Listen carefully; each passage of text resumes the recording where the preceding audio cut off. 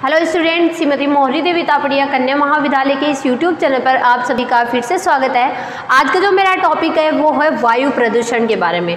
आज जो है वो अपन वायु प्रदूषण के बारे में जानेंगे कि वायु जो है वो किस प्रकार से प्रदूषित होती है, उसके क्या कारण हो सकते हैं और उसके जो भी रीजन्स हैं उनको अपन यहाँ पर डिस्कस करने वाले हैं। ठीक है, तो सबसे पहले तो वायु प्रदूषण के बारे में अपन ने पिछली कक्षाओं में बहुत अच्छे से पढ़ रखा है कि वायु प्रदूषण क्या होता है, किस तरह से होता है। फिर भी जब अपन जनरल डेफिनेशन की फॉर्म में अगर इसको देखा जाए तो अपन इसमें ऐसे बोल सकते हैं कि वायु में कुछ अवांछित पदार्थ जब मिल जाते हैं या वो जो वायुमंडल के संघटक होते हैं, जैसे अपन जानते हैं कि वायुमंडल के अंदर कितनी प्रतिशत नाइट्रोजन होती है, जैसे 78% क्या होती है, नाइट्रोजन होती है और 20.08 या 80 समथिंग क्या होती है, ऑक्सीजन होती है। ठीक है, ये क्या होती है, ये नाइट्रोजन होती है, ये ऑक्सीजन होती है और बाकी जो है वो कुछ अन्य गैसें इसके अंदर क्या रहती है, मिक्स रहती है। ये क्या होता है, अपने पूरे वायुमंडल का संगठन है और होता है। जो भी वायुमंडल के अंदर जो वायु होती है उसके संगठन के रूप में ये चीज़ें होती है। लेकिन अपन क्या देखते हैं कि जो भी जहरीली गैसें होती है, चाहे वो उद्योगों से निकल रही हो, चाहे वो कृषि की वजह से हो रही हो, किसी भी रीजन से जो भी अपनी हानिकारक गैसें निकलती है वो सब इनमें क्या कर हो जाती है, मिक्स हो जाती है और मिक्स होके इसके पूरे घटकों को क्या कर देती है, ये अस्त व्यस्त कर देती है। तो उस कंडीशन को अपन क्या कहते हैं, यहाँ पे वायु प्रदूषण कहते हैं। ठीक है, अगर प्रॉपर डेफिनेशन की फॉर्म में देखा जाए तो अपन इसको इस तरह से बोल सकते हैं कि प्राकृतिक या मानवीय कारणों से, चाहे वो प्रकृति की वजह से हो रही हो, प्राकृतिक या फिर मानवीय, दोनों कारण इसके अंदर सम्मिलित हो सकते हैं। प्राकृतिक या मानवीय कारणों की वजह से वायु के जो घटक होते हैं या वायु का जो संगठन होता है उसमें जो परिवर्तन होता है उसको अपन यहाँ पे किसके नाम से जानते हैं, वायु प्रदूषण के नाम से जानते हैं। तो ये इसकी अपनी जनरल क्या होगी, डेफिनेशन होगी। अब अपन डिस्कस करेंगे कि वायु प्रदूषण के क्या क्या स्रोत हैं। तो यहाँ पे मैंने अभी बताया आपको, दो प्रकार के स्रोत होते हैं। पहला अपना प्राकृतिक स्रोत होता है और दूसरा अपना कौन सा होता है, मानवीय स्रोत होता है। इन दोनों रीजन्स की वजह से क्या होती है, अपना वायु जो है वो दूषित होती है। अब देखिए प्राकृतिक कारण क्या क्या हो सकते हैं। जब भी अपना ज्वालामुखी फटता है, आपने ज्वालामुखी के बारे में सुना होगा, तो जब भी ज्वालामुखी फटता है तो उसमें से बहुत सारी जो हानिकारक गैसें होती हैं, ठीक है, उसमें बहुत सारी हानिकारक गैसें निकलती है, लावा निकलता है, ठीक है, बहुत सारी ऐसी जो गैसेस निकलती हैं। तो उनकी वजह से क्या रहता है, अपना जो ज्वालामुखी की वजह से जो गैसेस निकलती है, हानिकारक गैस निकलती है, वो क्या होती है, अपने वायु प्रदूषण के लिए जिम्मेदार होती है। ठीक है, और कुछ जो जैविक पदार्थ होते हैं, जैसे कई दलदली क्षेत्र होते हैं, ठीक है, आपने समुद्र के किनारे दलदली क्षेत्र वगैरह होते हैं, तो उनके अंदर क्या होते हैं, कोई जैविक पदार्थ जब सड़ जाता है, ठीक है, जैसे कुछ जो भी अपने जीव जंतु मरते हैं तो उनके सड़ने की वजह से भी कुछ ना कुछ बदबू आती है। ठीक है, वो भी क्या होती है, प्राकृतिक कारणों के अंदर सम्मिलित होती है। ठीक है, फिर आते हैं अपने मानवीय कारण। मानवीय कारण बहुत सारे हो सकते हैं।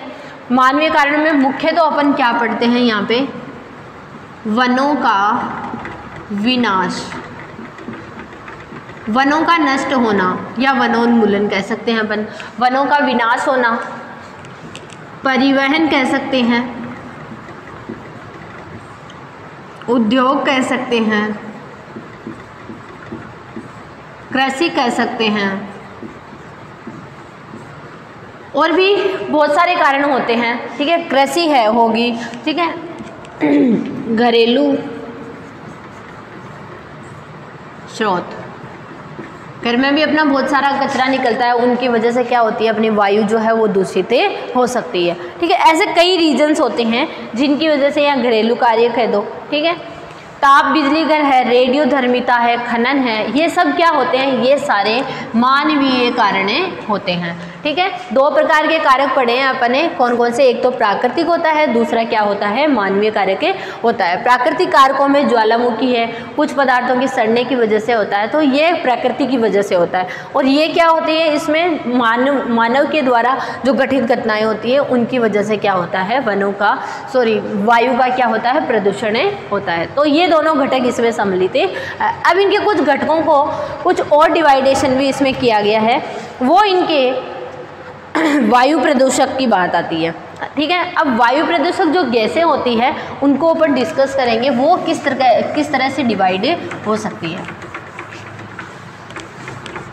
तो वायु प्रदूषक जैसे कार्बन डाइऑक्साइड होती है, सल्फर डाइऑक्साइड होती है, बहुत सारी ऐसी गैसेज होती है जो वायु में प्रदूषण का कारण बनती है, ठीक है। मुख्यतः तो सल्फर डाइऑक्साइड होती है, नाइट्रोजन डाइऑक्साइड होती है वायु प्रदूषक। पहले अपन जानेंगे वायु प्रदूषक गैसें कौन कौन सी होती है, फिर इनका डिवाइडेशन सीखेंगे। तो वायु प्रदूषक जो है वो sulphur dioxide, nitrogen dioxide, SO2, CO2, CO, NO2 और भी बहुत सारी कई गैसेज होती है जिनकी वजह से क्या होती है, अपना वायु जो है वो प्रदूषित होती है। अब देखिए यहाँ पे अपन इनके दो टाइप पढ़ने वाले हैं। भौतिक अवस्था के आधार पर वायु प्रदूषकों को दो भागों में बांटा गया है, ठीक है। भौतिक अवस्था के आधार पर,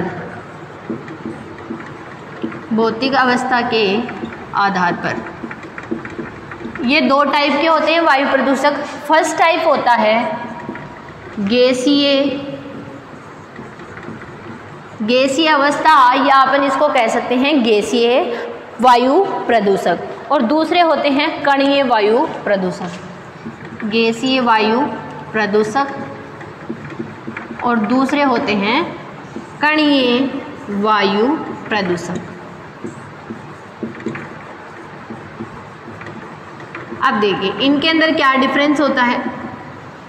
गैसीय वायु प्रदूषक, इसके नाम से ही पता चल रहा है, इसमें जो भी वायु प्रदूषक होंगे वो गैस की अवस्था के रूप में होंगे, गैसीय अवस्था में। और इसमें क्या होंगे, जो कण वाला है उसमें क्या होंगे, कणीय अवस्था में, ठीक है।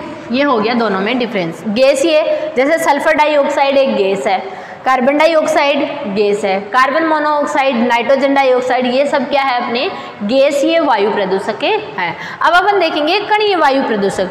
कणीय वायु प्रदूषक को भी दो भागों में डिवाइड की जाती है। जो भी ठोस रूप के अंदर वायु प्रदूषक पाए जाते हैं उनको अपन कणीय वायु प्रदूषक बोलते हैं, और इनको भी दो भागों में डिवाइड किया गया है। एक होता है कुल निलंबित कणीय पदार्थ, और दूसरे होते हैं निक्षेपित कणीय पदार्थ, ठीक है। इनका डिवाइडेशन जो है दो पार्ट में किया हुआ है। पहला पार्ट जो है, इनका जो पार्ट है, मैं ऐसे ही लिख देती हूँ, इनका जो पार्ट है वो पहला जो है वो कौन सा है अपना, पहला है कुल निलंबित कणीय पदार्थ और दूसरा है निक्षेपित कणीय पदार्थ। कुल निलंबित कणीय पदार्थ और दूसरा है